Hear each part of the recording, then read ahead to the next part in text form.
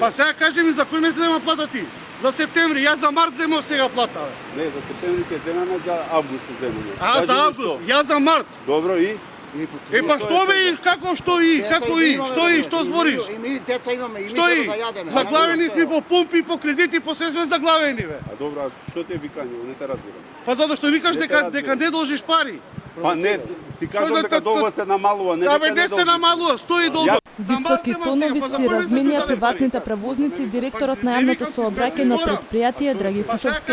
Ова се случи кога приватните превозници сакаа пред медиумите да најават дека од понеделник ќе возат редуцирано, ако до крајот на неделава не им бидат исплатени парите што им ги должи ЈСП. Како да возам, брат? Како? Не знам. Од март до октомври колку месеци има? До тука сум во извршители, до тука сум. Јас сум од март, 3 милиона ми должиш од март. Долгот кон нас е 90 милиона, ние тоа одговорно го тврдиме, вкупниот долг е 170 милиона. Ние не сме виновни за оваа ситуација. Како што кажа директорот, вработените на ЈСП зема плата за месец август, ние не сме земале од месец април.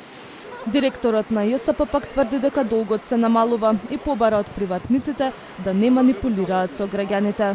Јас знаеме состојбата во која се наоѓа ЈСП веќе години наназад, но тоа не е никако оправдување. Оправдување спрема приватните превозници се плаќаат долговите согласно нашите можности и во споредба од која сум дојден јас, долгот се намалува. Долгот не е тој што беше кажан сега. Тоа може да се видат дека ги покажат нивните финансиски картици, да видите дека долгот не е тој. И веќе мислам дека треба да престанеме да манипулираме со граѓаните.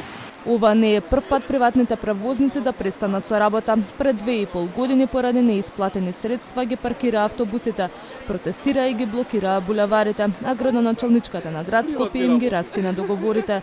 Тие повторно се пријавија на огласите, но со нови имиња на директорските позиции. Постојано обвинуваа дека ЈСП не им плаќа според договорот и дека постојано им должи пари. Додека приватниците ги бројат долговите, а надлежните тврдат дека ги намалуваат, граѓаните со часови чекаат на автобуските постојки.